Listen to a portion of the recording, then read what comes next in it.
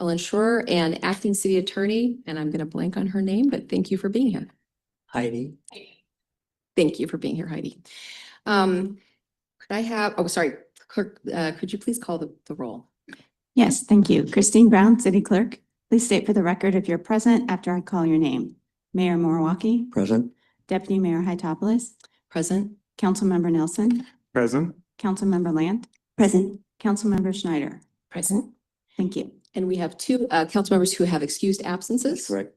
Mayor? Yeah, we have council members Fenway Johnson and Matthews who are not able to attend tonight's meeting and they are excused. Thank you. So could we have a motion to approve the agenda? I move to approve tonight's agenda as presented. Second. Okay, all those in favor? Aye. Aye. Okay, unanimous. And any conflicts of interest to disclose? Okay, seeing none, we're going to move into our single item study session, and we're going to first hear a few remarks from the acting city manager. There you go. There we go. Good evening, Council. Ellen Schroer, Acting City Manager. Thank you for a few moments to introduce this item.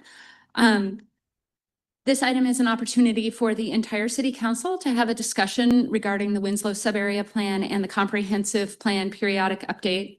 For context, for those watching or here with us tonight, the city is obliged to plan under the state's Growth Management Act, which requires a periodic review of the city's comprehensive plan. Our latest review was due at the end of 2024. We've been working on that diligently, both before and after that date. Especially the Planning Commission has spent many meetings considering the Winslow Sub-Area Plan and related policies in 2025, recognizing the need to complete this overdue project. Last year, at the end of the year in November, Council adopted Resolution 2025-18, establishing a deadline and a plan for completion by the end of June of this year, 2026. With this guidance, the Planning Commission has passed motions related to policy areas and is beginning its consideration of policy areas related to the comprehensive plan. However, Council hasn't had a chance to look at those, and so that's what the point of this meeting tonight. At tonight's meeting, staff has provided the motions that have been made by the Planning Commission. We request that as you work through those, you provide us with guidance if you would like us to take another look or for the Planning Commission to take another look. Because this is a study session, we're expecting that you won't be giving us final guidance, but it will be helpful to staff if Council can indicate where there is policy direction that you'd like us to take another look at via motion. We can capture those and then bring that back to you for further consideration. We are here to support your discussion. We have planning staff here in the room with us, the director, the planning manager, and our senior planner responsible for this work. So we are here to help you if you have questions and turn this time over to you for your discussion. Thank you very much. Thank you.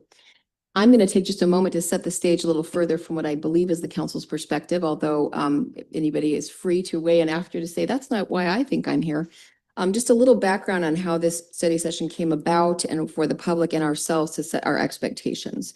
I think that it's fair to say the idea of this study session came about during a steering committee meeting where some of us in reviewing the expected timeline going forward and the current status of the recommendations from the Planning Commission had some concerns that where the recommendations are now headed is to start to be incorporated in a real way into the draft comp plan. And we were not looking to really be able to delve into it as a council until very near the end of the process, which was not feeling comfortable. What we are here to do today is to kind of take a look, give our broader feedback. We are not here to dissect the motions and redo the motions. That would be overstepping, but to give some pretty clear direction on what might be in particular policies that have been developed that would cause any of us, to be frank, to feel we weren't able to vote for a comp plan that contained those. I mean, to be frank, that's the level I hope we're going to be talking at. We may all have some little preferences and tweaks we'd like to make. We're not here to do that. We're here to give big guidance on the big stuff. At least that's what I'm planning to do when it's my turn to speak. I guess I would also just add for all of our sake, the best way for us to try to capture this, of course, was as the acting city manager stated, we have the direction in the form of motions from the Planning Commission, but I would I would hope that we are not going to try to, again, structure our conversation, working for us, don't weigh in on one. It means we think it's a great piece of direction. It's just not what we chose to focus on.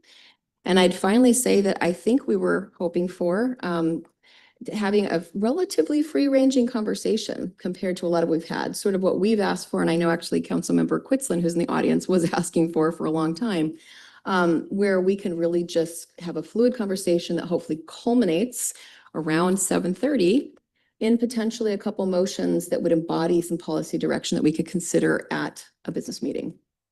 So hopefully I've captured everything. And with that, I would open it to the council.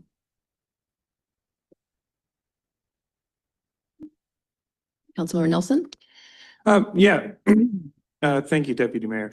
I think also in addition to this conversation coming out from the steering committee, it was also the result of an agenda request that I made, which definitely got merged into it. But I'm actually very happy about it because my agenda request was headed that direction, right? And I think having the council being able to discuss this as a body, I think is extremely important. Because I think what we don't want is to get all the way to the end and find there's objections where we kick it all out. So I think my first comments are gonna touch on what my agenda item was about. And then I'll definitely have more free-ranging sort of policy comments potentially later on. So go ahead. And just to set expectations for all of us, I'll probably be an active chair. And if I feel like any of us are going on a little too long, not to say you will, Councilmember Nelson, I'll try to help us move along as well, but also really trying to provide a fair opportunity to state what you need to state. Of course, of course. Yeah, no, I just want to take us back to Resolution 2025-18. And I think the preamble says it really well, which it says part of the purpose is to limit the scope of staff proposed or planning commission recommendation amendments to only those essential to achieving compliance with state law. And I think that's really what we decided as a policy matter we were going to do to get this done in a timely manner because we're so late at this point. And in addition, council had made a motion and passed a motion to say, we're going to put aside transfer of development rights. We're going to put aside middle housing. We're going to put aside form-based code because we need to be laser focused on getting the comp plan done, right? And then also, obviously, if you go to section 4 of resolution 2025-18, it directs the planning commission to include in the preferred alternative only those policies and development regulations identified by the planning department and the city attorney as essential to achieving compliance with state law and internal consistency. And so I think sort of stepping back, you think, what's the role of council? What's the role of the city manager and the various departments and staff? The city council sets policy, right? And the city manager and staff, you implement policy. So we have made policy very clear here, right? And so from my perspective, I'm then looking at the planning commission motions, and I'm feeling in certain instances that they've potentially gone further than this policy direction.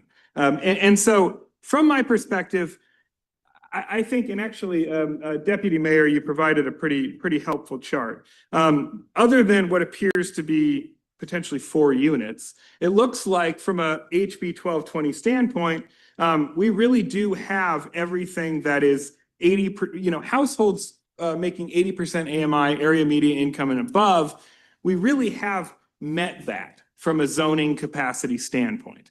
What we really need to be laser focused on is the 80% AMI and below, right? And that's what I think we need to absolutely be focused on. And I think from that standpoint, the only way we are going to meet that need is going to be where there's either a requirement to build affordable housing, there's incentives to build affordable housing, or it's subsidized affordable housing, right? And that's how I come at this. So I'll point everyone, for example, to page 14 in the agenda packet. And the first motion listed was a motion where the Planning Commission recommended, so the Planning Commission, stepping back, had proposed a Ferncliff zone, right? And then they didn't end up creating a Ferncliff zone, but what they ended up doing was taking parts of it and transferring it over to Madison, now called Connecting, they upzoned the rest of the proposed Ferncliff zone to R8. And they did that without any requirement to build affordable housing, without any bonus density attached to, you have to build that to get that R8. It was just market rate upzoning. And I don't want to turn a phrase by saying market rate upzoning. I'm saying upzoning for units that are where the price is set by the market. It's not required to be, it's not income restricted. It's not, upzoning that's contingent on building a certain amount of affordable housing, et cetera, right? And I'm of the firm belief, and I think the data bears this out, that any market rate units that we build are not going to reach those in households making 80% AMI and below, right? So I think that this motion is outside of the scope of what we told the Planning Commission to do. And that's my concern. And so, and I could go through, a number of these motions, but I don't want to do that at this time.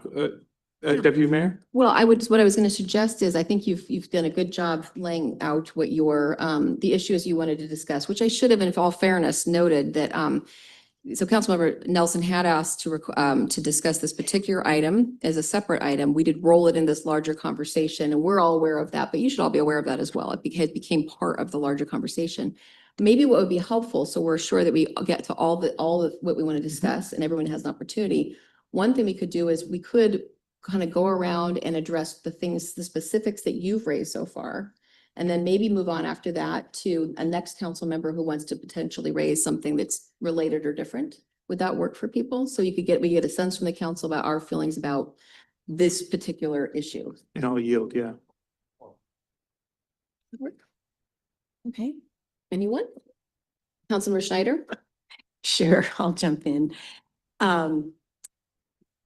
So what I would like to say, first of all, is that I think that there is a fair amount of evidence in prior council work that excluding market rate in its entirety was not a goal, and was not instructions that we gave to the Planning Commission.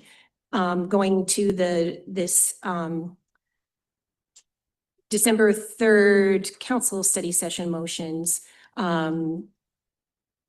So in the beginning, it said, should the city encourage private developers to build some of the affordable area median income households required by HB 120 using mixed income development? And council's consensus was yes, but no motion was made. And then further on, there was a motion that said that we encourage the Planning Commission to look at mandatory inclusionary housing, mandatory inclusionary zoning in those areas, including Winslow, High School Road, Ferry District, and Core District. And there are some other indications as well, but I can kind of leave it there. And obviously, if inclusionary zoning, whether it's mandatory or voluntary, is assuming that there are incentives or, it's assuming that you're going to get some market rate in that case. So I guess that would be my sort of question back to you. Without going further, I'll just kind of leave it there, that I think our intent when we gave instruction to the in the motions that you're talking about, we were definitely trying to focus the Planning Commission on the essentials to get this done, to get this comp plan done. But I think you're making a little bit of an inference that we only wanted Planning Commission to get us there with the bare minimum required by, and I don't think that was the case. So that's my perspective. Okay, I don't know whether it was the mayor or Laura. I first? We're going to think you were first. Thank you, Councilmember. Look, I'd be happy to defer though. Segueing on Councilmember Scheider's view, she said a lot of things I was going to mention. You're correct that the resolution said what it said, but the Planning Commission is also trying to just meet the Growth Management Act laws and find ways to do it. and they worked very hard. A lot of these motions are really things that I could get behind and support. I don't think they're out of bounds of measures and ways of which to meet our requirements of Growth Management Act, House Bill 1220, and all the rest. And specifically on some of these things, they came up with some things that I hadn't even thought about. So I want to consider them all. And on that, I was quite impressed that virtually all of these were unanimous by the commissioners present. That to me is pretty extraordinary, considering the diversity of our island and how people view growth and protecting the environment and rest. So I want to consider most of the planning commissioners' recommendations, but I don't think it's out of scope. That was our goal for them to focus on this. But again, I thought some of the recommendations were novel and interesting, and I think they should be moving forward. So I disagree with Councilmember Nelson's concerns. Councilmember Lant? Thank you. Well, and so Mayor, that actually brought up something that has actually concerned me just a little bit, just to go, just jumping ahead to Planning Commission attendance at their meetings, where most of these motions were made in October and December. There was either 4 or 5 members out of a 7-member body that were present. And so I'm concerned that the recommendations that were put forward actually reflect the range of all of the commissioners, not just the ones that were present for the votes. And so you'll see that most of these motions, they were unanimous, but for, 4 people or 5 people only. So that was a question mark for me, like what's going on there? Further, the points that I think are essential to consider at this moment in time is that this resolution came into effect. This is Resolution 2025-18 that came into effect November 12th. It was January 13th that we were noticed by Commerce that they were going to come in and give us a hand with our comprehensive plan. I'm really curious if Commerce has contacted the city yet, and has there been any changes to the work of the Planning Commission because of the direction of Commerce? That's a question. I'm also curious about the essential growth targets that we have to meet by the deadline that we've already passed, but we've given ourselves for this summer. What are those growth targets to meet the timeline for the comprehensive plan wrap up? And I'm also curious about within the motions that were given to us to study, some were motions, but some of them just said consensus, no motion. And I really don't know what that means. Thank you. So I'm going to take an opportunity, if everyone's okay, with my turn on this, and then if we want to do another round, let's do that as well. And thank you all for kind of staying tight here on this. So I guess I wanted to follow up on Councilmember Schneider's comment about what's true. We did not give direct motion at any time, and I think that's actually one of the reasons we're here today on not focusing on market rate housing. But I do think that that back when we were first giving direction to the Planning Commission, if someone listened to our meetings, there was quite a lot. I don't know, at least I think when the DEIS came out, probably a majority. After that, it may have drifted, of council members who were outright saying that we were concerned about upzoning beyond the 1220 allocation, and that our focus was above all on affordable housing. I'd also say that when the resolution that's in question came up quite a bit later, at that point, we were definitely tightening the scope because we were running out of time. And there had been conversation in a meeting not long before that about, is this the time to do middle housing?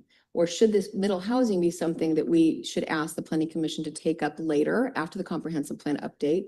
Because in order to do it well, it would take a lot of work and we don't have time.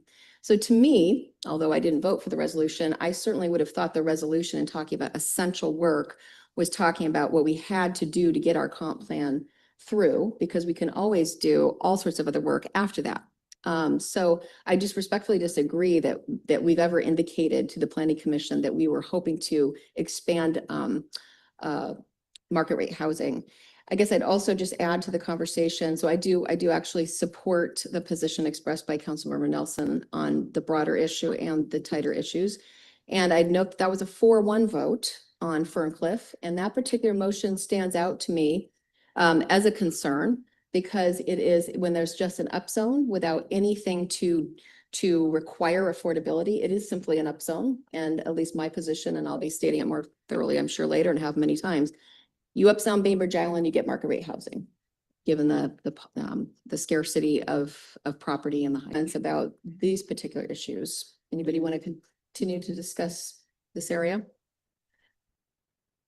Councilmember Nelson, Yeah. sorry. No, and I want to sort of directly to respond to Councilmember Schneider's questions, because I appreciate where she's coming from on it. Excuse me. The point I'm making is actually, because you're correct, right? You're correct that it said to look at inclusionary zoning. The point that I'm actually making is that the upzone I'm talking about in Ferncliff didn't include that. Right? So that was upzoning where you're not going to get any affordable housing. And so where if you're doing inclusionary zoning, you're going to get some affordable housing. And so that does further you towards 1220 compliance versus getting nowhere closer to 1220 compliance, right? And so, by way of example, excuse me, if you look at the motions, and I'm just going to go back to them. If you look at the motion, for instance, on page 14, where they recommend, for instance, 2 extra potential stories, right? One of them for tuck under, say in Ferry, one extra for tuck under parking, 1 additional story if 25% of units are affordable housing for households earning 80% AMI and below, or up to 2 if you do both.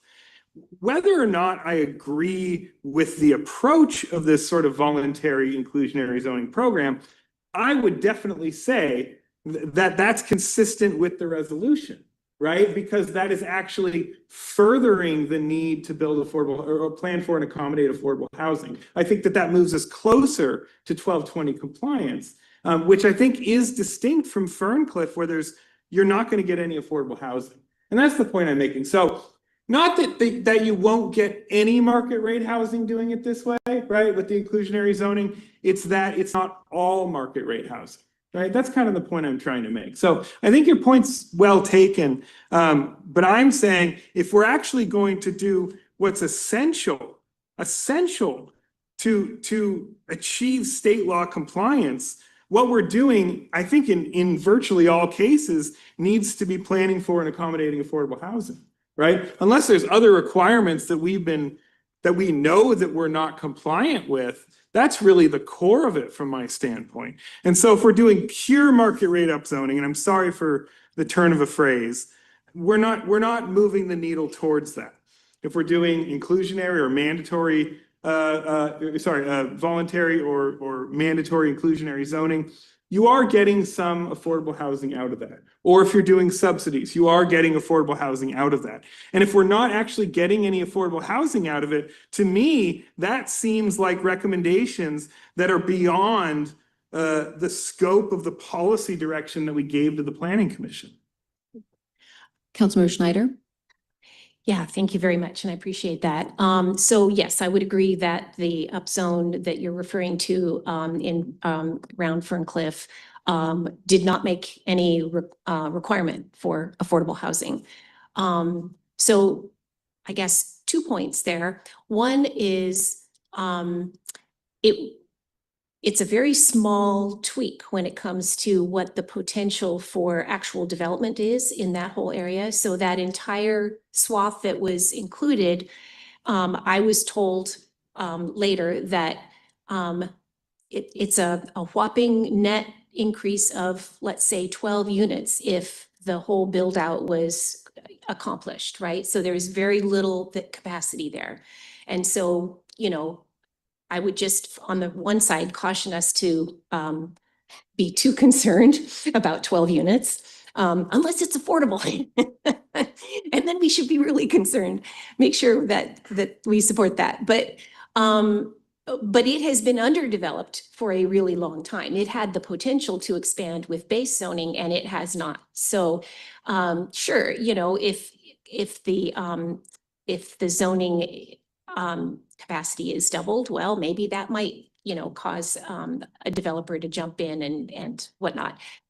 But in any case, on the one hand, it's small potatoes. And on the other hand, I don't think that we expressly told the Planning Commission not to do something like that. I think what both the intention and, I'm not reading it right in front of me, but the specifics of what we asked for, didn't say that all, changes had to include some affordable housing, right?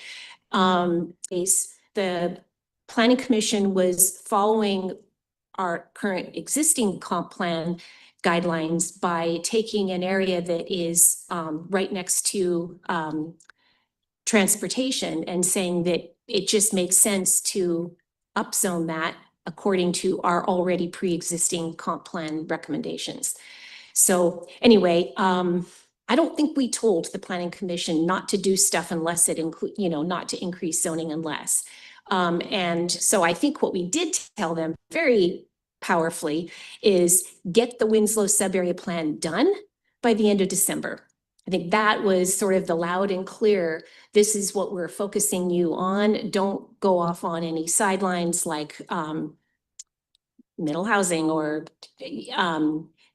this was not doing anything except upzoning an area that they felt was acceptable to upzone because it made sense.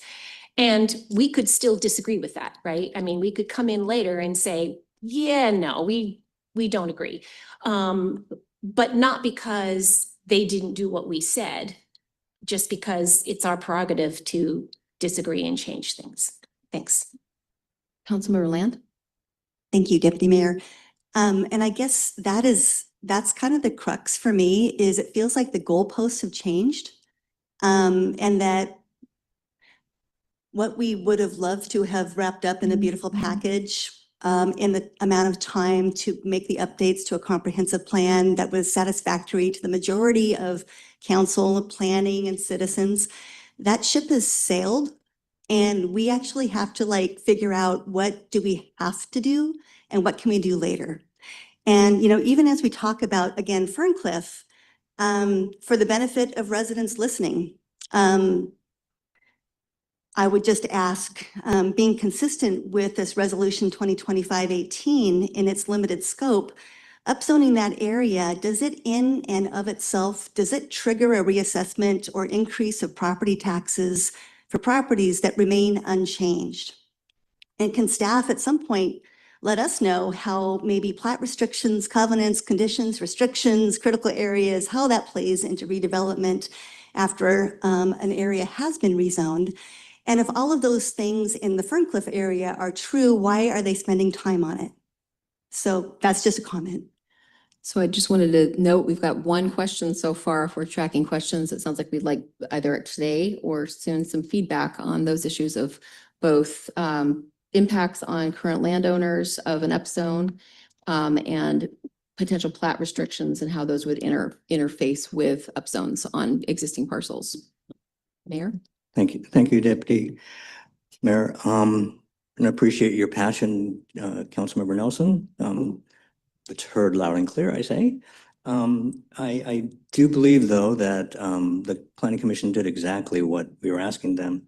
In Resolution 25-18, Section 7, a review of the comprehensive plan elements listed in Section 3, the Planning Department and Planning Commission are to identify policies addressing near-term city actions to remove or reduce regulatory barriers to creation of housing. And the steering committee will discuss structure, process, direction, and resources for a housing implementation strategy to plan and subsidize the lowest area median income AMI income brackets.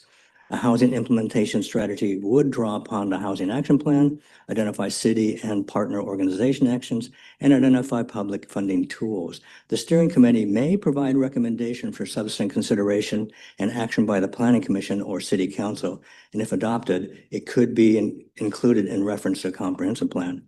And it says that the Planning Commission may make these recommendations. Where's that line?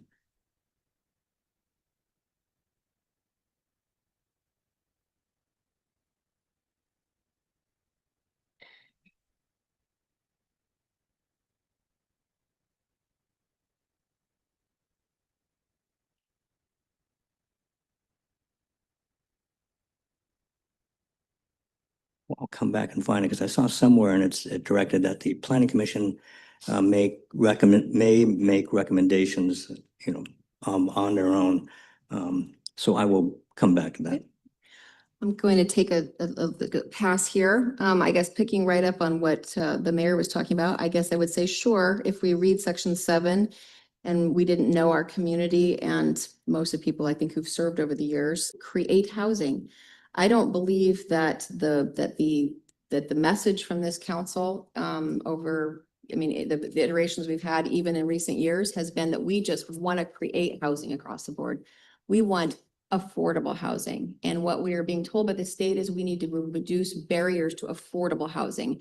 And barriers are a bigger deal to affordable housing than they are to market rate developers who can make quite a profit on Bainbridge Island. So it's true, the wording says that, but I think a lot of what's getting missed here is the community and what our comp plans, our policies, and what our community has asked for over the years, which is above all a recognition that density is a gift to development and we need to receive a really big community good in return. And this is why the council back in the, I don't know how many years it's been now, was it 5 years ago, when we eliminated FAR for virtually anything, increased FAR, so increased bonus density where that's floor area ratio, except for affordable housing. One thing that all of us, I think, have been able to agree on, even when we disagree on some of these things, is that affordable housing is important enough and valuable enough that we're okay with having to put up with some of the impacts of that. But what I think in the inverse of that, and has often been spoken to quite openly, is that the idea of density for density's sake, more height, growth, traffic, everything, for market rate housing, when we're drowning in people of a certain income level, isn't something the communities express interest in. Perhaps some people are interested in it, but I'd say the majority of council members over the years have not been. So so that's kind of behind my feeling that things like this small tweak that Councilmember Schneider's talking about becomes concerning, because if we're saying we want there to be an expressed policy that's being advanced, that's consistent with the values and goals of this city and the community, because I think we've done this as a city historically. Upzones with no articulation of that this is going to accomplish this value or goal is not acceptable to this community. It's just an upzone. It is a market rate upzone, and there's nothing wrong with saying that. And so what happened in the R8 situation in this one motion that was not a unanimous motion is that half the job appears that I'm going to hope what it was half the job of a middle housing effort was made, because it's the upzone, but without the tools. I mean, I didn't know, because I don't think we heard why this was being done. And maybe that people assumed smaller units were less expensive, but we know that's not going to happen there. Now we have an upzone that could be taken advantage of by a market rate developer, and none of the restrictions or tools or encouragements or anything to make that happen. And to me, that is dangerous, even if it's 12 units. And when I have a chance to talk more thoroughly about it, I'll make my pitch for why every unit matters that's market rate. Deputy Mayor, I found my comment. Oh, you want to finish your Also, comment? Are you okay with that? Yes. Go ahead. Yeah, go ahead. Yeah. I'll get into some of those points later. I'm just talking again, we can come back again to these planning commission recommendations and motions.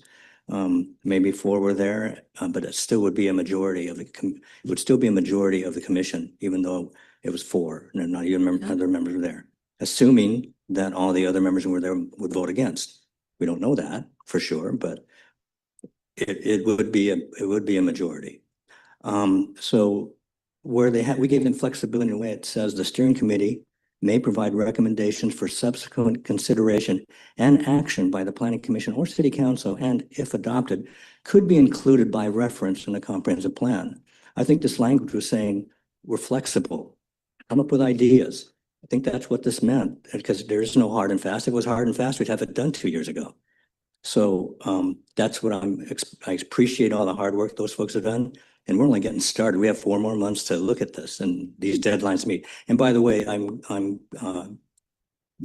Joe Tovar, the consultant that we had hired, he actually was one of the authors of the Growth Management Act back in 1990.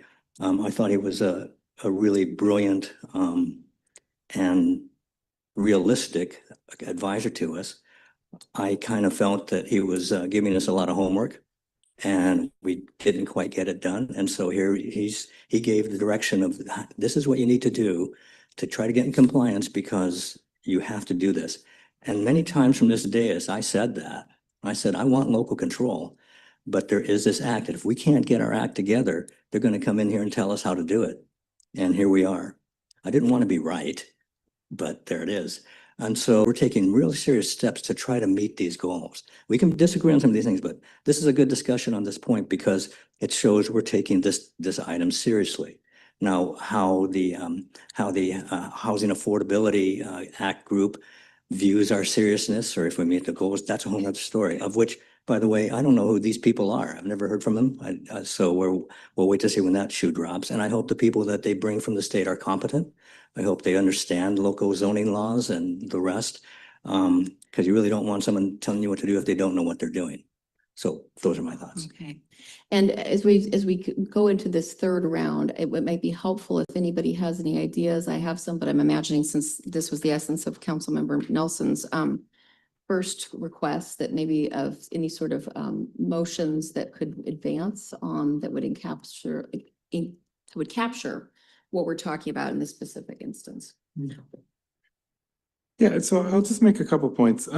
So I think first to Councilmember Schneider's points, she was saying, it's only a few units, and I appreciate that, and I appreciate that from sort of a policy standpoint. But I think that part of the reason the resolution was put together was because the Planning Commission just kept getting distracted by other things, right? And so that's why we put aside TDRs. That's why we put aside middle housing. That's why we put aside form-based code. I would love to talk about transfer development rights. I think that's an interesting conversation, but that could add 6 months to a year to this process, right? I'm being a little bit tongue in cheek there, but each of these things adds to it. And so if the Planning Commission is spending its time doing a market rate upzoning of Ferncliff for 12 units when they should be focused on something else, that's taking time away. And in fact, we did say we're going to put aside middle housing specifically by motion. The council adopted that motion. And this is actually just it's upzoning for middle housing. It's sort of and then I think to the mayor's point around Section 7, I'm reading that as this is a responsibility that's been handed to the steering committee to think about really ways to achieve affordable housing, and that they can provide recommendations to the Planning Commission and the City Council, who could subsequently adopt those. But it's not giving the Planning Commission sort of this ability to sort of jump and do it on its own. Instead, the Planning Commission's scope is pretty well set out in Section 4. And so to me, when you look at Section 4, the test really is, because you're supposed to include in the preferred alternative only those policies and development regulations identified by the planning department and city attorney as essential to achieving compliance with state law. And I hear essential, that means indispensable, necessary, right? So if what we're out of compliance with is planning for and accommodating affordable housing, we need to be laser focused on that and not these other things. And so I think maybe the question to take back for the city manager is, what policies and development regulations have been identified by the planning department and the city attorney, right? Because that's a very specific test as what is essential. And I think the motion that I would make, Deputy Mayor, is really something to the effect of moving to direct the city manager to include in the preferred alternative only those Planning Commission recommendations that are consistent with Resolution 2025-18. And the reason that I think about it that way is I want to honor this policy not only from a standpoint of what's in it, but also from a timeline standpoint. And I think that if we sort of structure it in a way where we're directing the city manager to sort of leave out those things that are outside of scope in the draft preferred alternative, it's then going to go back to the Planning Commission anyway before they make a recommendation, before it goes to the public participation meeting, and then back to City Council. So it's not like you're leaving the Planning Commission out of the loop. What you're doing is you're not creating a lot of back and forth. We're not referring it back to the Planning Commission to then have it come back 15 different times because we want to stay on task and we want to stay, adhere to the timeline. So I'll leave it there. I'd like to, if it's okay with council, I'd like to interrupt and potentially ask, it could be our acting city attorney, it might be staff, but I'm pretty sure that legally we can't do that.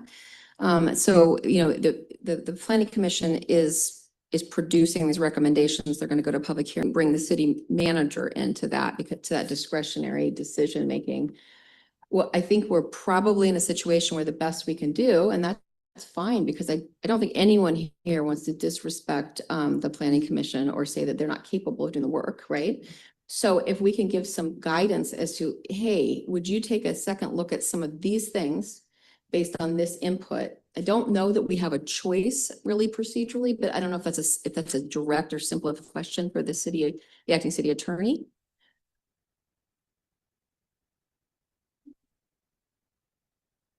No. I'm sorry, I apologize. Your city attorney is not even capable of turning on a microphone this evening. We do want to be able to preserve the independence of the planning commission. They are appointed to do a job and we need to respect their independence. But my advice right at this moment is that the council give the planning commission direction on what they should focus on. I don't know that we necessarily want to have hard and fast guardrails to say you cannot focus on these things, but this is our priority. So.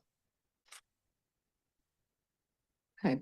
And I guess I'd want to, because I know where I'm going to be going with this, I guess I want to push back a little bit that and make sure I fully understand that legally. We certainly cannot make their motions for them. We cannot tell them what their recommendations are. No. But I would assume that this council can express positions on policies, our policies, and they can take them or leave them. Yes, very much so. Thank you. Okay. Councilmember Schneider? Well, I was kind of hoping we could move on, but if there's something we need to do to tie up this particular conversation, I can wait. I have an idea. May I? Well, I mean, we can wait till the end potentially to see if some things overlap to develop a couple of motions, if that's the council's desire. I have a couple of ideas so far that I'm hearing that some of us may want to, the areas we may want to pull from this to send forward. There's not developed motions, just ideas. And that is some feedback on what is essential. And whether it includes upzoning not related to affordable housing, and whether we need to, if upzoning is going to be recommended, that there's a statement of a connection to city policies and goals for that upzoning. That's kind of where I am, at least. Don't know if that would satisfy people who have concerns. I understand that not everybody has concerns about what we're looking at, but we are a diverse body. So I don't think we need to do that right now. We could move on to another subject. Thank you, Deputy Mayor. Hopefully to wrap this up. And Councilmember Nelson, your attorney background, that's exactly how the motion was read. But I agree with the our acting attorney. We said that, but they're an independent body by law and citizen appointed by law for that purpose. And they came up with some other ideas. And we say, well, we didn't tell you to do that, so we're not paying attention to it. I think that's a disservice to those citizens because they worked on these ideas. And we're at a tough crossroads. So if I have a suggestion that could be another tool to make us meet this goal, I want to hear it. And so that's what that for me is all about. And let's not trying to parse this. I'm just saying that, and personally, I found some of these motions really interesting. I had not thought of them before. So that's what I want. I want to have all these possible voices to give us some ideas of how we can accomplish the goals. And there's not going to be one hard and fast way. We're at a tough spot. We got to be creative and find ways to do this. And I think some of the recommendations from the Planning Commission are possible tools to help us get there. Councilmember Lant. Thank you very much, Deputy Mayor. Mayor, I absolutely appreciate everything you just said. I just don't feel that we have a timeline in place that will allow us to create what we want to have for our city, and that we really need to help the Planning Commission. We need to give them further guidance, and I wish this conversation happened 2 months ago. just with the, again, the essentials. This is what we need to get across the finish line. And we can go back and we can update and amend once we meet our overdue goals. But we're overdue. The state's coming in. There's just not enough time to talk about all the other things that we want to do. We have to focus on what we have to do. And that's my position. Context for everyone, just to be sure everybody on council really understands and the community understands. I know, Mayor, you alluded a moment ago to the fact that we had something like we have 4 months to work on this, but we actually don't. So we had to insert ourselves here to ask to pause for a moment and speak on these issues before they go back into, and this isn't meant to be as bad as it sounds, but into back rooms with staff and consultants to embody what these recommendations are into language for the comp plan and potential implementing ordinances, et cetera. So this is critical. This is it. We're not going to be doing this like every 2 weeks or once a month. This is an anomaly that we've asked to try to find that kind of balance between sort of we're just talking to the city attorney, that we are not overstepping, but we are also ensuring that we're not going to get to May and receive a completed plan due in June and half of us say, I can't vote for this. So this is our chance to say, we're letting you know this or that is kind of like a poison pill, right? I mean, that's the level, like I said, what we should be talking about. What is not just preferences, as Councilmember Lance said, we can do anything we want between comp plans. Comp plans are something that are due. We can amend them, we can implement them, we can create new projects, policies, and everything. It's not as though we can't keep working. So anyway, I just want to make sure we all understand that we're not going to be working on this. It's the planning commission wrapped it up and passed it forward. We're saying, whoa, maybe we need you to take a second look at some things. Councilmember Nelson? Yeah, what I'm thinking on that I'm a little concerned about is this idea that we as a body have no authority to direct the planning commission whatsoever. That's sort of what I'm hearing. And it's an odd idea when section 4 says the planning commission is directed to, right? And section 2 says the planning commission is directed to, right? And so if these have no force I find that somewhat frustrating. And then if there is indeed no enforcement or implementation mechanism for us, if we feel they've gone outside of the scope of that, I again find that very frustrating.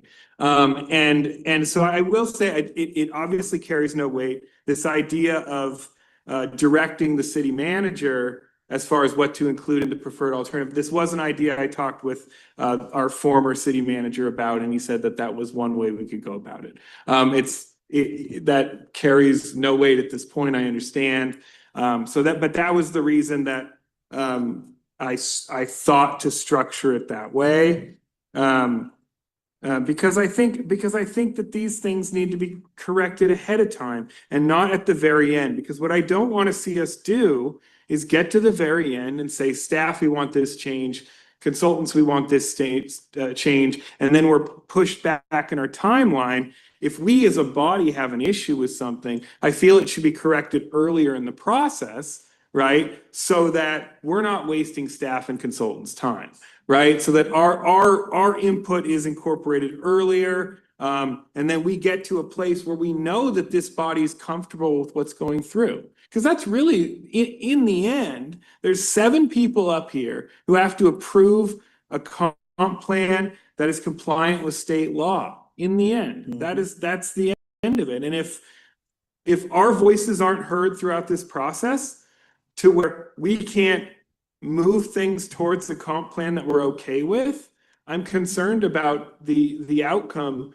not being an approved comp plan, right? So I really think we have to find a way to incorporate our voices in sooner rather than later. And I think that's my point.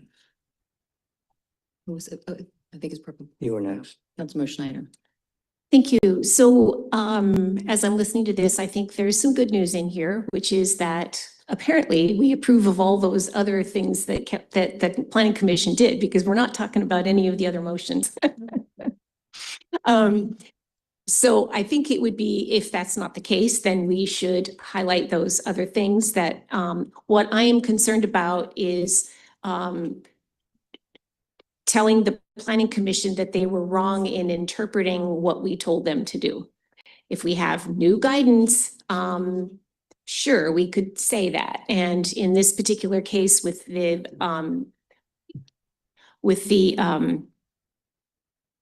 case of the 12, I think that the planning commission did their job, but you know what? We get final say. And if we tell them, sorry, we didn't really like that. Could you take a look at it again and tell us why you thought that was really, really important to get us to the end? Okay, we could do that. So anyway, I'm not okay with saying that we should just reiterate what we've already said and expect a different outcome. So if we want to send back a recommendation, you know, we're minus 2 council members here tonight, but that's the way it goes. Then we can do that. I just don't want to send back some general language and said, please reinterpret what we told you the first time. And to be clear, we are looking for direction that we come back to a business meeting for a vote, time for public comment, and I would like all 7 members to weigh in. There's no point in doing this without 7 members. No one's trying to do anything here today other than advance potential motions to another, just so everyone knows. Councilmember Lant? Thank you. I just wanted to support what Councilmember Schneider said. I would just consider this new guidance. Things have changed since they have been doing their work, and we just need to like refocus. And it's just new guidance. So I don't think this is a blame game. This is new guidance. That's all. Thank you, Deputy Mayor. You kind of stole what I was going to say, because this is so important that I think we should have as many of our members weigh in on this. And this is a study session. We're not making a decision. So clearly we can move it to a business meeting. And also I agree with Councilmember Nelson. You know, what I love about our city is we really try to have consensus and make all these points, but that time's over. We have to make some decisions. And I will, as mayor, I'm going to ask for some votes. Stop talking. We gotta up or down. Are we with this or not? And if whatever the position is, that's where our city's moving. And so that's the time when we as decision makers have to live up to that first word, because that's what we're doing. We're already behind on the decision-making process. It's actually a little embarrassing to me as a city that we haven't done it. So, and I'm just saying out loud because we can be better. And so that's what I hope we can do. And thanks for all the great comment. And by the way, I love how this is civil, and I mean, I just appreciate the camaraderie and discussion up here. And I guess I want to say, not only do I not blame the planning commission, I actually blame the city council for allowing a huge elephant to remain in the room for so long. And I think that they've expressed concern themselves, not getting enough direction from us. So I actually don't think it's so much a change in direction, but a failure of the city council to ask some very basic questions and ask all 7 members to weigh in on those very directly. And so my #1 goal coming out of this meeting will be one particular motion that probably should have been made a long time ago that encompasses that. Does anyone else want to, I mean, again, I think how about we come back at the end and figure out what have we got here? And is there 1 or 2 or 3 motions that at least a majority of us want to advance to the full council? But that said, any next area, I think maybe we would let someone else do it, if that's okay, Councilmember. Councilmember Schneider? Thank you.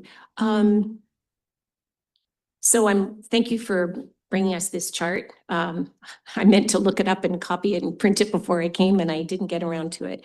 Councilor, would you mind if you all were okay with it going up so they could see it? We've now talked about it a couple times, and I was going to ask. Thank you. Yeah. It has my comments on it. Otherwise, it came from staff.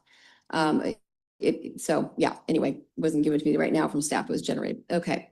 So my comments are at the bottom. No one's endorsed those. Go ahead. Gotcha. So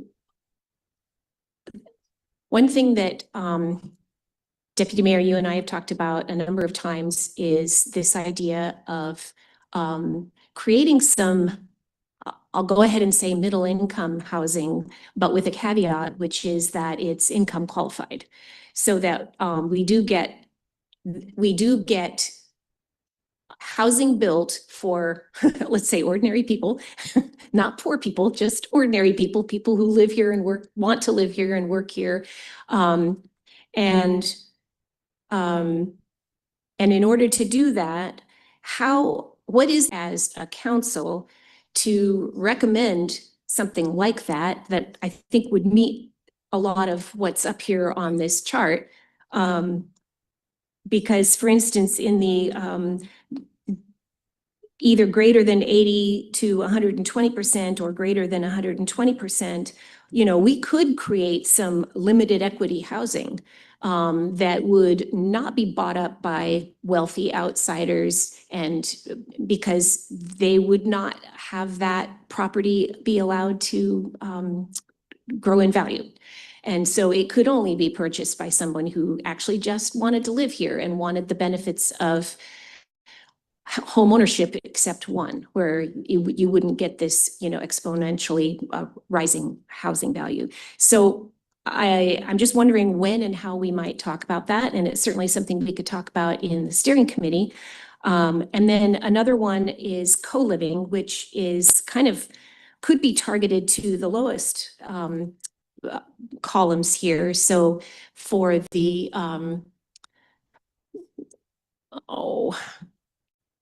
growth target. So it would be in the non-PCH, it would be permanent housing, the 0 to 30%. It could, with subsidy, be able to co-living, which would be basically you don't have complete units, but you have like a suite or a bedroom with a bath or something like that. And then there's common areas. And so in the olden days, it might have been called SRO, single occupancy. I don't remember what the acronyms mean.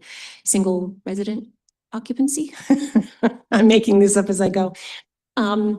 So this could both be subsidized for the 0 to 30, or it could be market rate and allow for our sons and daughters to come back to the island and take a job and be able to be here with their own independent living for a while. So my question is, those are two tools that we could apply. What might the process be for coming up with a little bit of direction for staff? And then what role does council have in that? Does it need to go back to the planning commission? Those are my questions.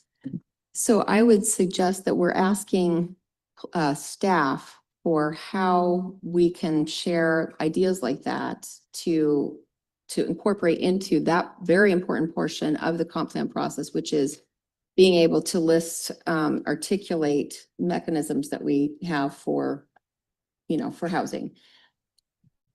So I think it's more of a process question right now, don't you think? And so why don't we put that over to staff and then kind of return the focus to what they've already recommended, if that's okay. I mean, I understand, I certainly completely understand where Councilmember Schneider is coming from, that this is our opportunity to actually speak our minds about things that we think would be ways to accomplish this. And if I could just add a tiny bit more to that.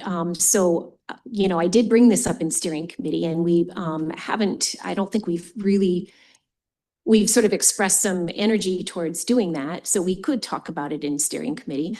But we also want to make sure that, we're not coming back to this body with a complete surprise or whatever. We want to bring them along. So that's why I was bringing it up at this point. And I think I would add that it's this kind of goes back into what we were talking about too, which is that if we're talking about ideas we have that at least this is one perspective, that can solve for us this huge problem that we cannot zone into, that we have to have programs for 80% and below, just to be at least rough, then that's a time-sensitive, very significant issue we've got to address before June and incorporate it into the plan. And for us to do a good job with middle housing and beyond, we should put that off a bit. It's just, I guess, what I would say, because we're back to the time sensitivity issue. And we, we're all going to be here after the comp plan, at least for a little while, and we can decide that that is what we do next. So I just kind of want to point that out. Yeah, Councilmember Land. So if Councilmember Schneider is going slightly to the left of the topic, I'm going to just jump on board real quick too, because as we look at at this chart and all the numbers there, something I've always wondered is the hidden numbers, the folks that are not in compliance, that are not in this chart, they're here. There's somebody living in your bedroom. There's somebody living in your basement. There's somebody living in your garage. They're not on this chart. And it would be great to have conversations about compliance and safely bringing folks back into compliance so that we can actually count them and find out that our numbers aren't as off as we think they are. Thank you. That was just my little opportunity. Now, I know at some point I'm going to want to bring forward a decision point or a conversation point that will relate to this chart. So I welcome you guys to bring more items forward, but I do want you guys to know I do want to talk about the chart at some point. I'll raise this stuff, but I think it might go the direction you're heading anyway. I think so. I think stepping away from this sort of did they go out of scope? All new ideas. The way that they're approaching the planning commission, the way that they approached planning for an accommodating affordable housing, I'm concerned it goes too far. And what I mean by that is potentially creating too much capacity. And maybe this goes to sort of doing what they're supposed to do to get to 1220 compliance and not more. And I think to put it in perspective, okay, you can go up to 5 stories with the provision of affordable housing, but when you get to the max FAR, that's where my eyes kind of pop open a little bit. So for Ferry in high school, they recommended max FAR of 4. And for core, max FAR of 3, for connection, formerly Madison, 1.5. To sort of put that in perspective, the zoning amendment for the 625 Winslow Way project, that required an FAR of 2.5, right? And so if you think about a 4 in the Ferry zone versus a 2.5, I mean, that's a significant increase in density. And you're talking about a single property where you could put 90 units on it, and that only took 2.5. 4 is very, very high, right? And then additionally, if you're doing that all the way through Ferry, all the way through high school, and then 3 through core, again, 20% higher than the 2.5 you need for 625. I mean, I start to think when you add the 5 stories on there, the capacity numbers might come back pretty astronomical. And if you'll recall, that's what happened when the DEIS came out, was the numbers came out and people absolutely lost their minds in the community, right? The community said, that is way too much growth. We don't want to see that much growth. I know all capacity doesn't end up growth, but those numbers scare people. And especially when you're dealing with a situation where there is a legitimate question about scarcity of water, and then our sewer system. We were just touring the utilities today, and was talking to Chris. But if you go beyond 2,700 new people in Winslow thereabouts, you do have to think about a new wastewater treatment plant. So these are serious issues to think about. And so I think the motion that comes from this, from my perspective, is really trying to stay as close to meeting our 1220 numbers and not going way above that. And then I think just other issues is I would want to make a motion to say that there shouldn't be an increase in base FAR, because again, that's just creating market rate capacity without provision of affordable housing. And then I think as far as the tiered system they talked about, make sure there's a separate tier for each income band that matters, 0 to 30% AMI, greater than 30% to 50, greater than 50% to 80% AMI. And then just the final point I'd make is I absolutely do not support reducing the parking requirements to 0.5. I think the idea that you have a half a space per unit, I can't get my head around. I still don't understand who gets those units. And a respected member of our community who runs the Town and Country raised an important point for businesses where when we reduce parking for units down there, the overflow is the town and country, right? And I don't think that that's fair to local businesses like that one. So I'll leave it there. Mayor? Thank you, Deputy Mayor. He used to be the CEO of Town and Country, has not been for several years. So I'm just making sure that's correct. He's speaking on behalf of himself. And I don't know if I don't know if the organization has, maybe they have, but he was speaking for himself and his overviews of what he's witnessed, and he's making some valid observations. Thing that we have to consider is when you're talking about incentives, we're talking about how to get more affordable housing. And we also agree that our land is expensive as well as just cost of construction.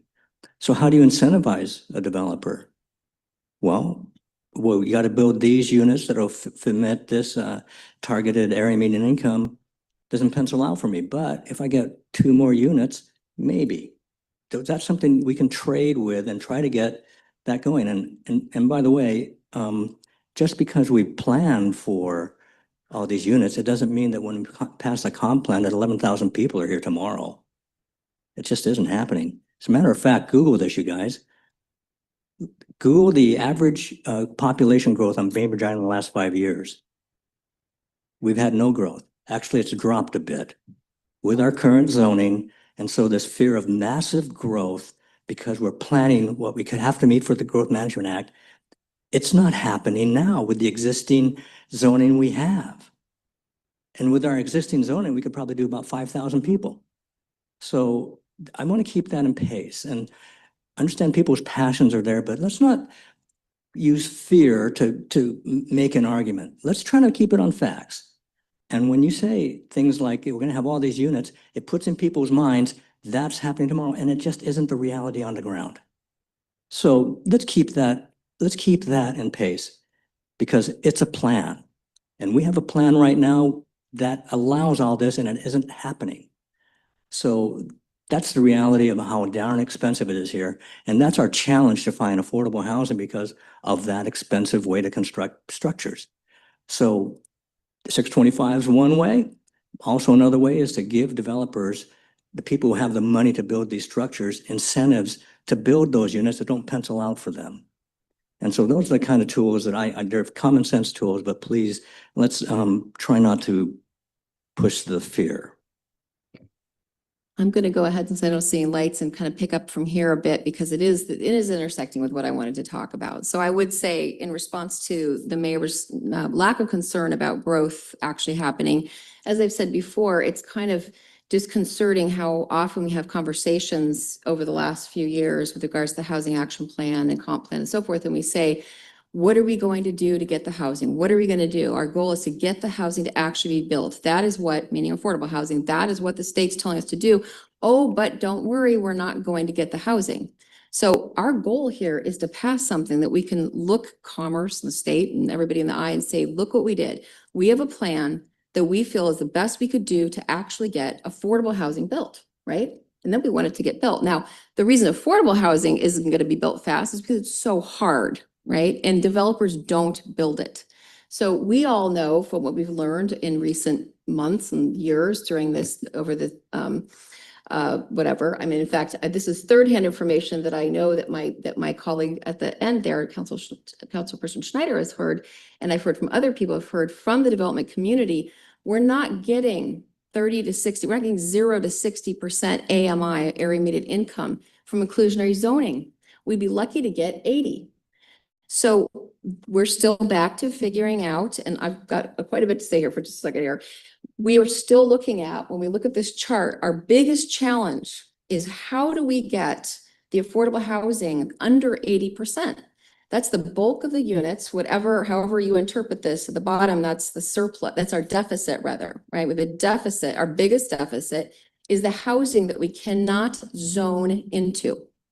We've heard it. I mean, welcome people to come from the development community and tell us otherwise. Our next public comment, they're not going to build us 60%, 30%. They're probably not going to build 75%. We're going to build it. Angel organizations are going to build it, right? So it's not a zoning issue. So this is my number one point. My number one point is that the reason what Councilmember Nelson said is so important is that when the planning commission has been asked to just go zone, up zone, without even knowing how many units they're getting, because they've been told, we'll come back and tell you what you just did. And yet they've wrapped it up and said, those are recommendations. I would have lost my mind if I'd been on the planning commission, because I know it's so important to me and the community. How many units is this? Especially if it's just an upzone and not a program, not a bonus density, and program that's going to get it built by us, which we could get into, but it's going to be market rate. So how many market rate units are we going to get if we just went to F 4.0 FAR here, 4.0? And so what I think is that we're looking at actually the only upzoning that we need to do could potentially be in the area of, it says 4, and I'm imagining staff isn't loving the fact that this chart got created at some point that smushed 80% to 120, because that's a big range. Maybe there's some zoning up in there, more than 4 units. There's probably a little upzoning we could do to help, and maybe it's a bit of inclusionary zoning to get some 80% affordability, and not much. Our big problem is not a zoning problem. So I absolutely am on board with what we've been hearing, what we heard from Councilmember Nelson, that one of our biggest directions back needs to be no upzoning unless it's actually going to create the housing that we need to create, which is up there. It's going to be far less than these recommended the motions that have been the commission's recommendations to date. I want to back up and say something really important that Councilmember Nelson just sort of touched on briefly, and I know is in the mind of probably almost everybody watching. And that is, why are we asking these questions? Is it because we're a community of bigots who don't want anybody to live here? Yeah, I know there's certain people who think that, and that I'll try not to get mad about that, because as somebody who's wanted so much and worked hard in my time back on council to get affordable housing, and who actually backed 625 up until it got insane. That's hurtful and bullying what's been going on in this community, saying that when people are concerned about the fact that we literally do not have the sewer capacity for the kind of upzoning we're talking about, that's mathematical. We know this. Groundwater's hard. We'll get to that. And groundwater questions are huge. They're not an excuse. They're a reality. And people have been worried about groundwater sustainability on this island for decades. This isn't some new thing just to try to keep people from coming here.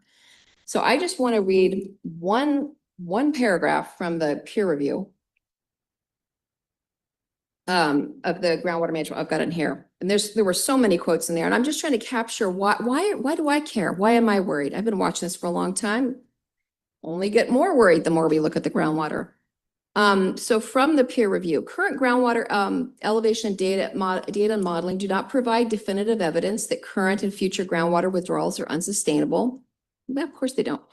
However, current groundwater elevation data and modeling also do not provide definitive evidence that current and future groundwater withdrawals are sustainable. This is why we use the precautionary principle for years, because we don't know for sure. We're trying to figure it out. Increasing groundwater withdrawals increases the risk of unsustainability. Decreasing groundwater withdrawals decreases the risk of unsustainability. The safest course of action from a risk perspective is the one with the lowest groundwater withdrawal. If you don't know, that is the precautionary principle. If there is a critical issue, like adequate water for the people and the surface waters, et cetera, on this island, if we don't know for sure, then you take the precautionary principle approach. And we're not alone in this. We're not crazy. I don't agree with people who have thought that we could get out of 1220. I don't think we're going to get out of 1220 with our sole source aquifer status or any of this, unfortunately, because we're being targeted as being supposedly elitists and not actually having a real problem. But we have been given exceptions by the state for that. That wasn't some kind of a con job. It's because it's real, right? We have limited groundwater. We're sole source aquifer. Just one more line from there, assuming an exponential growth model, as is done in developing population projections, is not sustainable for finite resources. This represents a significant management issue that has not been addressed in the groundwater management plan. We're still working on that. Who knows? Maybe we'll have some incredible information. Maybe we'll have desalinization or something in our next planning horizon. We are looking at this planning horizon now, and we are confronted for the first time with this. And that first part in particular is exactly what this city council has been talking about and working on For years, ever since I've been back on council with the housing action plan, we've spent more time on affordable housing than any other issue. So to call us out and claim that what we're doing, any of us up here who are worried that recklessly upzoning with no idea what you're doing to result in market rate housing, because those aren't going to be built by the landowners that get the new density. It's unfair, and it's unfair to each other in the community, and it's ripping our community apart. So I absolutely want to be giving feedback to the Planning Commission in the form of the question that should have been asked on this council. It was asked and never really fully answered which is whether this council wants upzoning beyond what is necessary to achieve 1220 in this comp plan. It's not the end of the conversation. It's this comp plan. We can talk further. We can look at groundwater, and we can spend the time left on the comp plan doing what we understand the state really wants, which is for us to articulate, what are you going to do to make those happen? Because we're already making the other happen, at least for this period. One more thing that I keep forgetting to mention too, which really bothers me, and that is, if we do go and upzone a whole bunch, get a bunch of market rate housing built real quickly, because it's going to move much faster than affordable, what happens to our sewer capacity? So now we've used our limited sewer capacity for more 900,000, 1 point whatever $1 million condos. So that's how I feel. And I would feel it was an incredible win for the community if what went forward to a business meeting was all 7 of us to answer the question I just asked. And I'm not sure it's going to go the way I'd like it to go, but at least I would know we answered it. We looked the community in the eye, and we said what we're really doing here. So that's how I feel about the number 1 motion I'd like to see move forward is, does the council want this comp plan to upzone beyond what we need to achieve these units? Anyone else? Mayor? Thank you.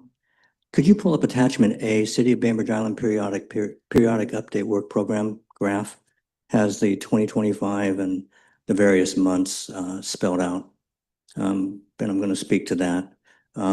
There was a broad comment made that developers don't build affordable housing, but Wintergreen is an example. The Oliver Apartments, there are affordable housing units in there. It's part of the agreement that made those affordable housing units available. Was a developer agreement. Housing Resources Bainbridge also got into purchasing some of those. So they're living examples right now of how those opportunities can work. And hopefully this comes up. On this chart that I hope he'll find, you'll see that, and we, as Councilmember Nelson has repeatedly said, we have to stick to our plan. We just didn't for the last few minutes. On this chart, it's in the attachment. I believe it's attachment A to resolution 2025-18, which is in the packet. Yeah, 2025-18. It's at the end of the resolution.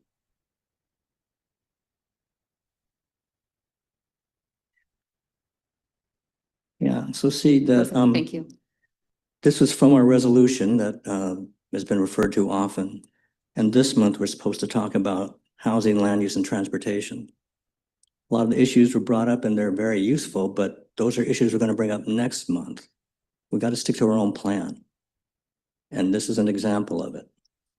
Because those are going to be, they're worthy discussion points, but it's something that we as a council said, we're going to take these in chunks. We're going to discuss these issues. So we got to keep bringing our focus. This is exactly what I was trying to get across. So let's stay on that and try to follow our own resolution, as Councilmember Nelson has pointed out repeatedly. I think we do need to know that Oliver Apartments were purchased by the city with conjunction with HRB. There was a subsidy program where we had an enormous amount of money available to us from the federal government. So that is an example of, yes, how we build affordable housing, not how a developer builds affordable housing. Councilmember Schneider? To that specific point, I would say that the developer was definitely involved in providing affordable housing. They built it at cost. And then Housing Resources Bainbridge purchased it with a lot of the obviously the big chunk that we were able to provide. But I would say that the developer was very much involved in that. And I think that that is an interesting model going forward, where we could get developers to build some market rate and some affordable. And yes, they're going to need some help to bring that affordability, you know, into the areas that we need. And so we can do these development agreements, but we don't have to do it ourselves 100%. So I think another thing that we need to look at from a financing point of view is where the available funds and where the deepest, the big buckets for affordable housing are with the 60% and below. And there is not as readily available funding for the above 60%, which goes back to why Housing Resources Bainbridge was asking us for a very small wiggle room to allow those who were just above 60% to get some of the units, because those units in the Oliver were not tied to the prescriptive agreements for the money that was available. So I think that's work that we can do, which is to say, where are we likely to be able to help developers come up with the differences. And in Wintergreen's case, you know, they were asking the city to help them go after the funds of the utility connection funds. I'm forgetting what the name of that was. And they asked us a little late in the game for one of the phases, and we weren't able to accommodate them. But I think for the latter phase, we are helping them go after that funding. And so I think for 60% and below, yeah, that's going to have to be big A affordability with big S subsidy. And it's going to be slow. It's going to be really slow and hard to get. But I don't think we should discount the developer community to help us get a good chunk. And especially if we're able and willing to help with a strategy that says, here are the other chunks of subsidy that we can go after that are not the big chunks that would require us to only serve the 60% and below. Anyway, I wanted just to say that I do think developers are part of the solution here. So then that brings us back to the idea that, okay, well then doesn't that mean that we're supporting some market rate development? And I would agree, yes, it does.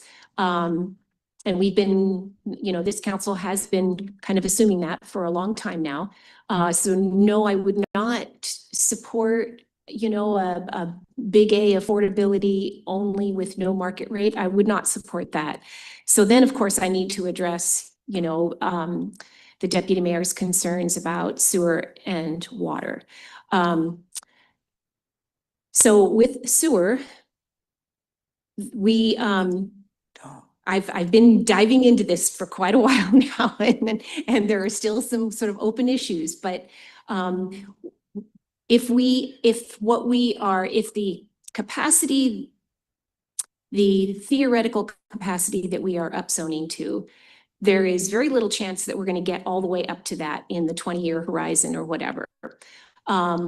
We might. So in the case that we might, what I've been asking and the answers I've been getting is, well, you know, you can't exceed your sewer capacity. So if we have done the efficiency upgrades that we need to do in the area, in the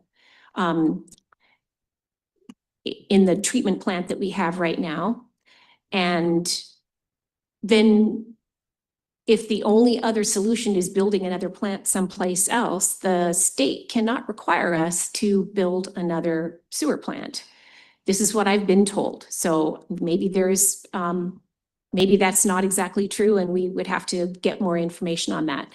But the idea being that somebody could come to the desk and say, hey, you know, I'm applying for a building permit, and we would say, well, so sorry, but we just, you know, approved our last available building permit because now we're within this area where we don't know that we can serve with more sewer.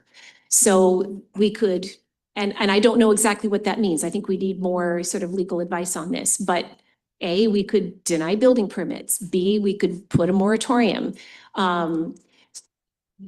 And, you know, we will figure out when we get there what other solutions might be available when we get there. So, so then on water, I understand that, you know, it's a very emotional issue, that we don't know one way or the other, for sure. And yes, we should take a precautionary view. Boat. I mean, most of California is in this boat. Texas is in this boat. I mean, so we will be able, what I am not willing to do right now is say no market rate because we have not had the foresight or the courage or whatever it takes to rein in our water consumption that we have right now.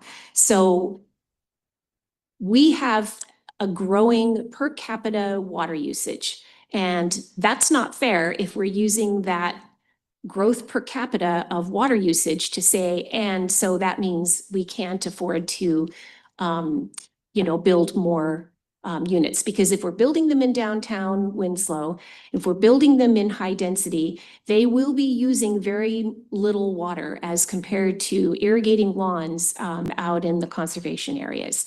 So, yeah, I'll stop there. Thank you. Deputy Mayor, and just a reminder, that's the topic for next month that we've asked the Planning Commission, and the February deadline says water resources, environment, utilities. This month, we're supposed to be focusing on housing, land use, and transportation, but they're all positive comments. I just want to point out that what's February? So last month, I was elected chair of the Kitsap Affordable Housing Coalition, Commission. And on Bainbridge, the two biggest properties are the Rhododendron, which is across the street from the high school, about 55 units, and Finch Place, which is a assisted senior living place, about 18 units behind Marge Williams. Those are done by the Kitsap Housing Authority with other projects in plan. You may have heard about a wonderful philanthropist who bought a daycare center on Cave Road, was going to put in at least 3 apartments. And that was a donation to the Kitsap Housing Authority. And also down in Southern Cross, we have under construction a fourplex that will be 4 different units in a residential area. I mean, you won't even be able to tell architecturally that it is a multi-unit. So all of those are being done, but everyone's right. Those are outside sources of money, but they can't do it if the zoning doesn't allow it. That's what the zoning is. It's a plan. And so we just got to make sure that if groups like ours or others come forward and say, we have this opportunity to put in a 20 multi-unit place, where can we put it? So that's what zoning allows. It allows opportunities for people who might be able to do that to take advantage of it. So thank you. I've asked permission of my fellow council members to pop in there because I'm so glad that the mayor brought that up, because I left out my solution. And my solution is not just not to upzone. My solution has long been to allow that flexibility of upzoning of the increased density wherever the opportunities come up in Winslow. So I'm talking about us being able to say, if you, private owner, want to do it, if someone wants to buy those properties and consolidate them wherever, if you're actually going to deliver, those aren't up there now, but if you're actually, and don't put it back up because it's so bad that we're not, we're talking to a thing. You can have it. That's what bonus density is. So we can be even more generous in the area that bonus density covers. And I'm not talking about in the middle of nowhere. You don't have to worry about that. We also don't have sewer out there. I'm talking about in Winslow. We could literally say, if you're in Winslow and you will create a project of this level of affordability, and that could be us, because that's probably who's going to do it. It could be HRB. It could be a church, whoever. It could be a few really generous private owners. Then you will have the density you need. And we, of course, would spell out what that is, but it's sort of the opposite. We're leading with not the upzoning, we're leading with the affordability. So if it's, and we've done it before, it's bonus density. So real quick too, if you guys don't mind, I just want to point out again that the Oliver, I'm not saying that it wasn't wonderful that the developer worked with us, but the Oliver destroyed 15 units, 11 units, I don't remember, of 60% and below area median income housing. So we swept in and said, hey, wow, we've got this money, please build this. We were replacing existing stock. I don't think these are examples. I mean, Wintergreen, used a program, got some density and had units that wound up not being much lower than the other units that they built, the market rate units. It's mostly a market rate development. So again, this isn't to say that we don't want to partner with development. I don't want to say that, but the point is we've got to get it to that tight question of zoning does not equal affordable opportunity for whoever owns it. So thanks for letting me go a little bit beyond that clarification. Who's next? Where was I? And just a reminder that as we have these conversations about updates to zoning, building is happening around us every second of the day. People are building houses based on the current zoning. So, to say that zoning only or the building only happens because we're changing something, building is still happening right now. I forgot my other point. It was really good though. Go back. Well, I want to echo that, Councilmember Lamb, which is, we're talking about all these different projects, but we have to remember all these different projects have been occurring under current zoning, right? And additionally, or the HDDP program where you get bonus density. And so, the idea that we can't do affordable housing under a current zoning is a bit of a myth. And so I think I go back to the deputy mayor's point, which is we should be only upzoning to the extent we need to get the units that we need and not going significantly beyond that. Now, one of my colleagues mentioned this idea that, we're not required to upgrade the sewer. And I actually think there's a huge question mark around that. If you were to follow the Growth Management Hearings Board's decision in Mercer Island, they essentially held that it wasn't enough to plan for and accommodate affordable housing. You had to guarantee it got built, right? Essentially putting the cost back on the local jurisdiction to get it done. And one of those costs is, of course, the cost of infrastructure, utilities, and what have you. Obviously, that's in the courts now. We'll see if that ends up being the way the courts come down on it. But I think it's a huge question mark that we're not required to upgrade the sewer. And then that does raise issues of unfunded mandate and whether then you need to think about whether the state's exposing themselves to potential liability by forcing a local jurisdiction to pay for it themselves. But that's sort of, I don't want to get off topic. I do want to say, I don't support the idea of upzoning first and then sort of stop issuing permits later. I think that responsible planning says that we should actually be able to accommodate the zoning we create, and that it should really be geared towards what we're required to under 1220. And then as far as water, again, I know there's the big question marks and the precautionary principle, and it is February now, so we can talk about water, Mayor. But no, I really think that we're going to learn a lot from the Key to Water's peer review. When they come back, they're going to run the groundwater model in steady state in an attempt to sort of balance, recharge, and withdraw. And I'm somebody who strongly believes that we should have a balanced water budget. We should be making sure that what comes out of the ground is balanced by what goes back. And that's the only way to ensure we're actually on a sustainable footing moving forward. And our current comp plan says we need to have our water resources be sustainable for the indefinite future. So I'll leave it there.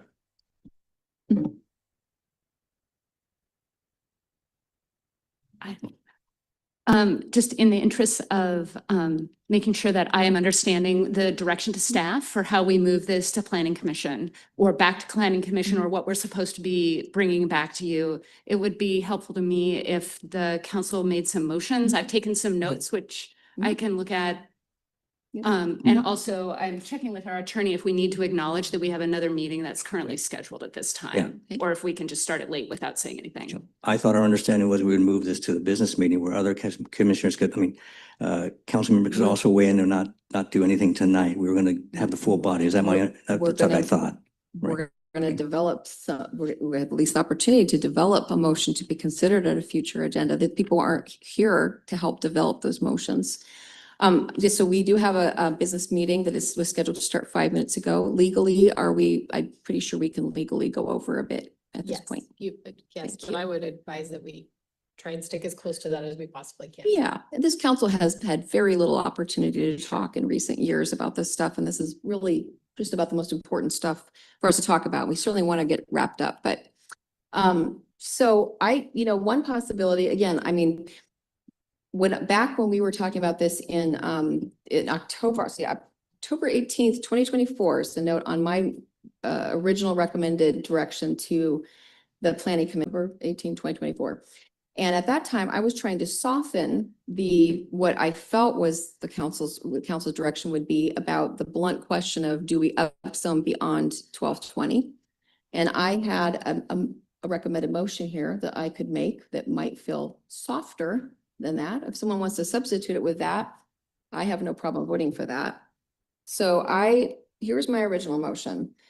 The council's, direction, so this would be to direct city manager to pass on to the planning commission that the council's goal in the comp plan is to integrate new housing legislation, including HB 1220, into the city's comprehensive plan in a manner that will maximize the production of affordable housing with minimal increase in market rate housing, while having the least impact possible on the island's finite resources, and only in conjunction with a plan for timely and feasible infrastructure improvements to meet the needs of new and existing development.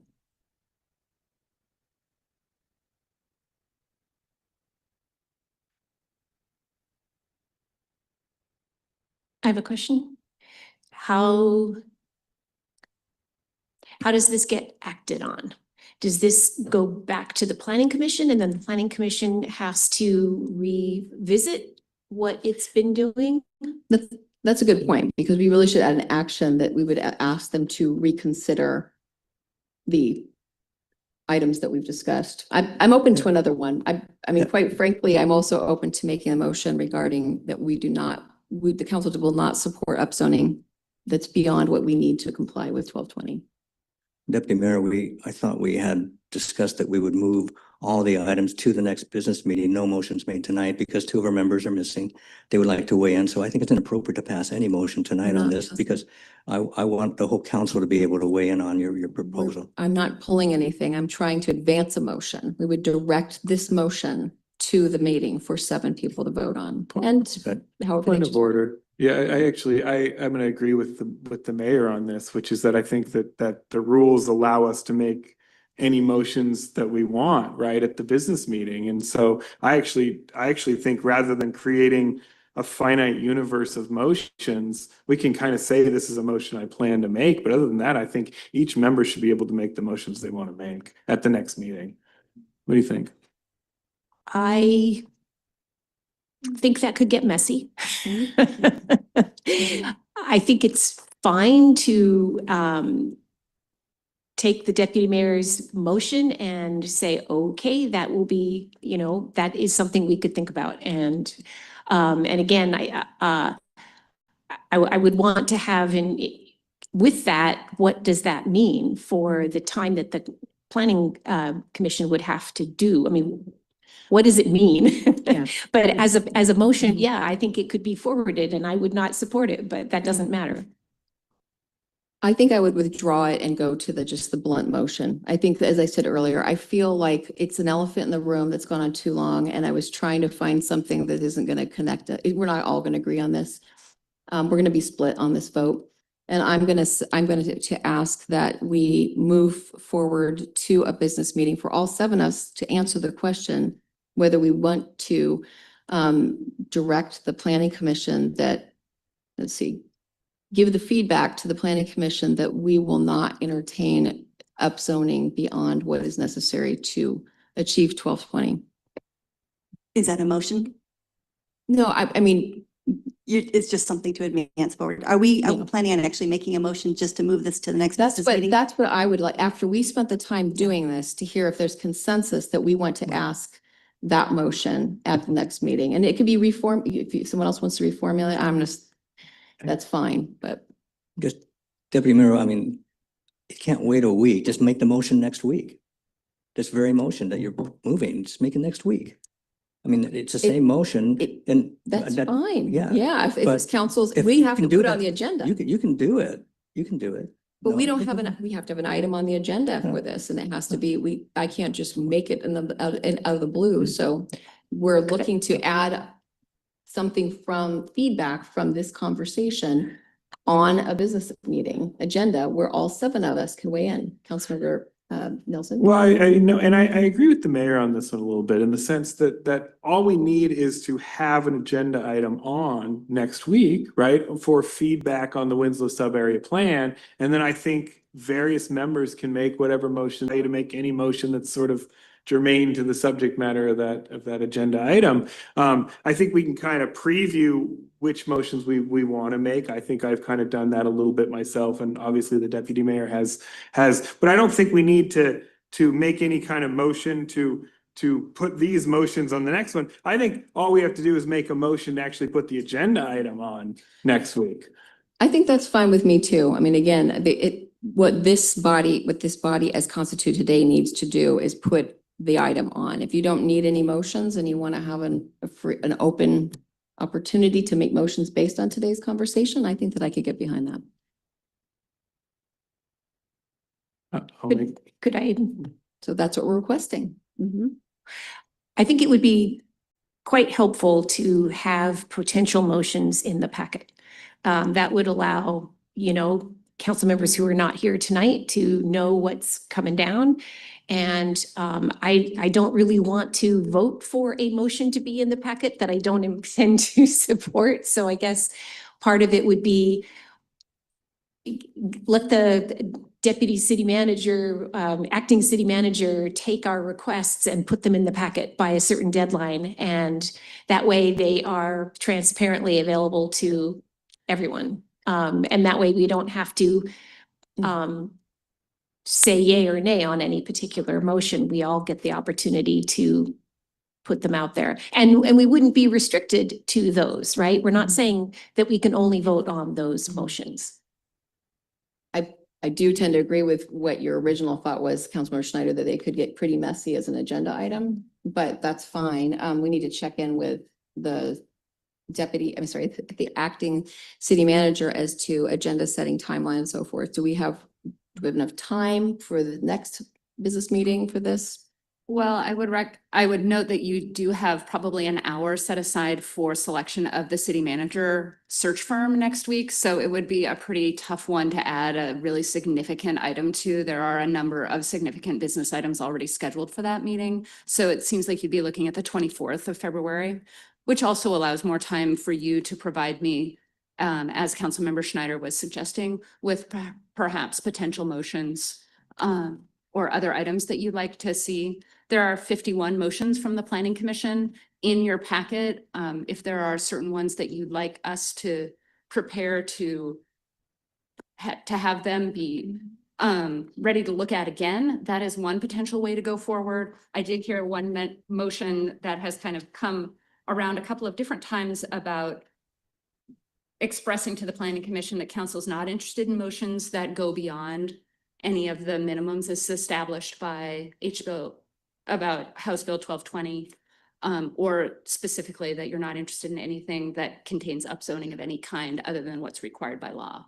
Those are the motions that I've heard so far. I think absent council direction, the Planning Commission will use these motions to develop the preferred alternative that comes to you in April. So this is helpful if you can say now, here's things we don't want to see. So when you get something in April from them, or in May, when they're developing their preferred alternative, they'll have your guidance. Yeah, the timeliness issue is we would want to give direction to pause. This was the whole point of the steering committee request. Doesn't mean that it's going to pass this the council majority. But the idea was if there was anything fundamental, if there was a fundamental shift needed, we would not have our paid consultants and staff spend months developing the alternative based on those that included those approaches. So what else is on the agenda next business meeting? Well, there are items that have been coming forward for a while, including some items related to committees. The subcommittee with the consideration of a joint subcommittee with ethics and the city council, the conversation about ETAC, there's some public art, and then a presentation about youth participation. These are all items that had been previously scheduled. You would have the ability to push them off if that was your choice. But we can talk.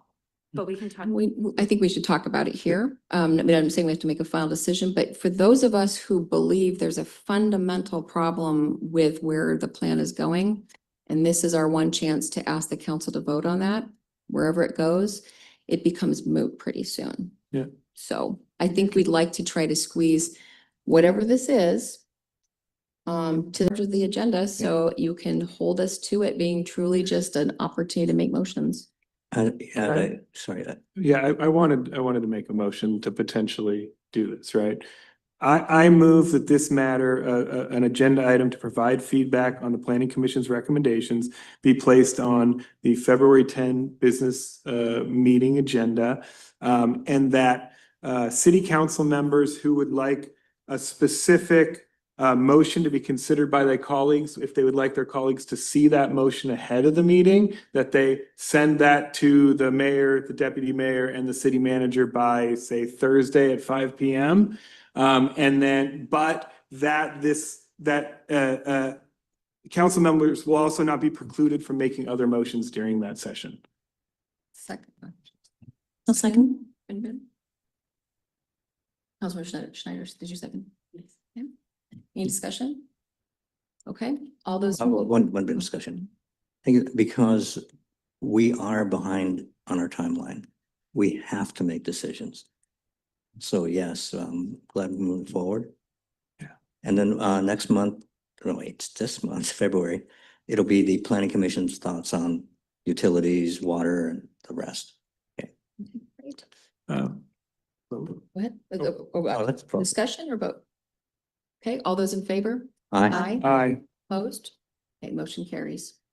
All right, I think that is the conclusion of our conversation today. Thank you all for, obviously there's a lot of diversity of opinion, and I hope we had a good conversation.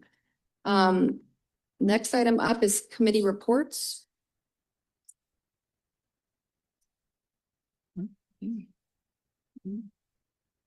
Looks like people might want to give everybody here a chance to start the business meeting and have public comment and so forth. So we will go ahead and, seeing no objections. You're going to adjourn. Yeah, we will adjourn.